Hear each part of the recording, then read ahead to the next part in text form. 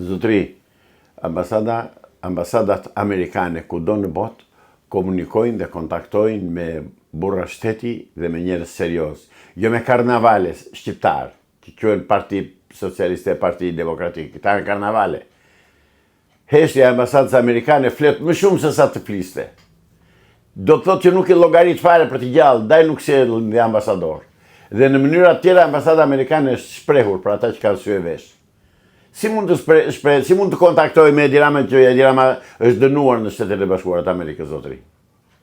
Nuk është dënuar. Është dënuar që s'ke me atë punë.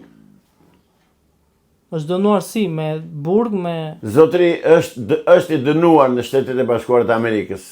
Ka që di unë të them. Pyesni, interesoni në internet dhe shikoni se do ta gjeni. Edi Rama ata e kanë shpallur non grata dhe Edi Rama njëllos si Sali Berishën. Pse nuk vetë Edi Rama në Amerikë? Pse nuk pe një flamur amerikan në asnjë nga partitë? Pe një flamur që kundi në fushatet e tyre elektorale? S'ke parë. Avokat, kur shpallen non grata persona, ajo bëhet me reagim dhe publikohet në faqen e Dashit. Zotri, atë ku duhet shpallur dhe atë ku duhet thënë ishtë thënë Edi Ramës. I është thënë që ti je non grata? Dhe s'ke drejt të thosh? Patjetër, ishtë thënë dhe nga misionari amerikan që është këtu në Shqipëri. Ishtë thënë je non grata në Amerikë, ka thënë. Ke bërë burg, ka thënë në Francë. Ka qenë në burg në Francë? Po. Edhe fotografin me numër si që vënë atyre të burgosurve. E keni në internet, kërkoj se e gjënë. Edhe njerë, ambasada amerikane është ambasada e një shteti serios, zotëri. Jo një shteti halabak, si qeverisin këta këtu. Se këtu qeverisin halabak, njërës pa personalitet. Të paci pander. Del ai aktualisht kryeministër dhe flet me fjallë më të ndyra të fjallorit.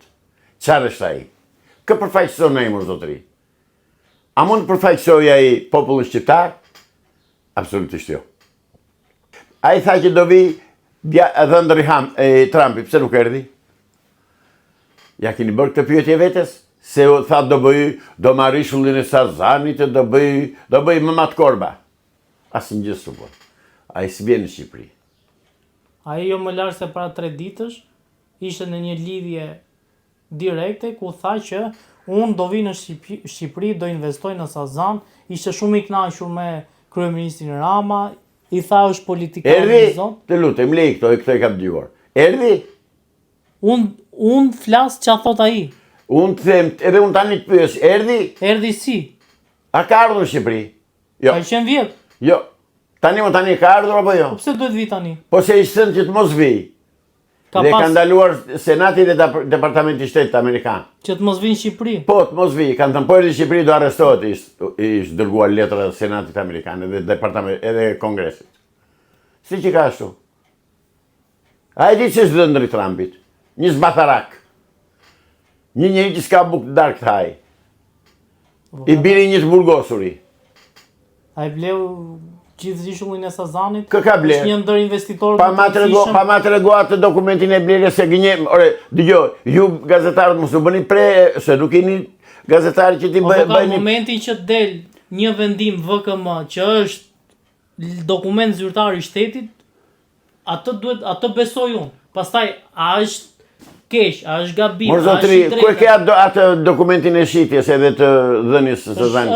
Është bërë investitor strategjik. Po, mërë zotri, dokumentin po të pyes, që ka ardhur ai dhe ka firmuar se ka bërë marrëveshje. Dokumentin ai është bërë investitor strategjik. Jo, zotri, e ka shpallur Rama, po nuk është bërë ai, se nuk vjen dot fare në Shqipëri ai. Dhe po u them shqiptarëve, dhëndri Trumpit nuk do vi në Shqipëri. Po kush e pengon më avokat? Kush e pengon? Shqiptarët e vërtet. E pegojnë që të mos vi këtu. Ata që janë shqiptarë, jo ata që janë Quisling dhe agent të Beogradit e të Moskës të Athinës. Ata që janë shqiptarë të vërtet e penguan që s'kemi atë punë dhe i dërguan letra ambasadore Senatit dhe Kongresit Amerikan dhe i thënë, dhe i kanë thënë nëse dhëndri Trumpit do vi në Shqipëri, ai këtu me njerë do arrestohet. Do arrestohet në Shqipëri apo? Po, këtu në Shqipëri. Po, kush polici do arrestoj? Dhe jo, mos bënd ca pyetje, se ti je gazetar, kur thuhet do arrestohet. Se kush e qysh pastaj dhe të vijë ta provojë në Shqipëri. Ka që thjesht. Ta provojë të vijë. Që ti thu do arrestohet dhëndri njeriu më të fuqishëm në Shtetet Bashkuara. Po dhëndri, ai njeriu i fuqishëm ka dhe maç, ka dhe qen. Çdo të thotë, me që janë qeni dhe maçi më të fuqishëm te do t'i respektojmë. Mos krahaso burrin e vajzës me qenë dhe macën. E ka mikur zotri, s'është pjesë e strukturës shtetërore. Mos e ngatroni gjërat. Këtu i shikojmë ne djali kryeministrit te vajza e kryeministrit dhe u rregati tu polici. Ti mendon s'ka lidhje fare? Ore ai lidhje gjaku mund të ketë krushje miqësie, s'ka lidhje me politikën amerikane në Shqipëri. Fare asnjë lloj lidhje. As e njeh njeri për të gjallë, jo. Po këto i bën propagandë Edi Rama se gënjesë do të mbaj pushtetin akoma. Do qërohen nga pushteti si PD-ja dhe PS-ja. Qeveria teknike është bërë, do ta marrë pushteti qeveria teknike, do bëhet republikë presidenciale e tjera ato që janë planifikuar janë thënë. Ç'pun ka ai? Dhëndri i presidentit edhe pastaj? Ua? Pse thua ti që të respektojmë dhe shoqëruesin e presidentit? Është biznesmen ai, ndër të tjera. Kush? S'është vetëm dhëndër. Absolutisht s'është fare biznesmen. Është absolutisht e pavërtet. Është investitor më avokat. Ore zotri, s'ka para të themi, ha Shqip ti u them Shqip, s'ka para. Gënjejnë këta, akoma nuk u mësot me gënjeshtra të këtyre dy palve, këta dy gënjejnë. Sali Berisha ka kohë që ka shmëndur dynjan, është hequr non grata, do heqet non grata, do bëhet. Sali Berisha është non grata, edhe Sali Berisha tani shkon në gjykatë si i pandehur. Dhe do jap llogari për tëra akuzat që janë bërë, që janë ngritur. Edhe që do ngrihen në të ardhmen akoma. Ka shumë gjëna për të larë Sali Berisha. Pra, këta janë mashtrues, nëse ju nuk keni ose nuk keni kurajë ta thoni tjetër punë, por që e shikoni më mirë se unë, ju që këta janë demagog dhe janë mashtrues, gënjejnë opinionin publik, bëjnë propagandë, vijnë nga një parti mjeshtre në propagandë, sepse ka 80 vjet në pushtet dhe din të mashtrojnë të gënjejnë, po jo neve, ne tani kemi në hapur syt, informacionet na vinë në të katër anë të botës. Dhe shikojmë që këta gënjejnë. Dhe prandaj të them, mos e i thoni më këto se ju doni që është dhëndri Trumpit. E çfarë pasazh se qeni Trumpit apo maçi Trumpit? Apo kali Trumpit? Çan këto? Ku ti hyr punën se çfarë ka, ç'marrëdhënie ka me Trumpin? Pse thua ti që ne me këtë koncept dhe me këtë logjik duhet të respektojmë të gjithë kruqit, kushërirat, tezet, dajat, xhajat, hallat e Trumpit. Bëni kështu.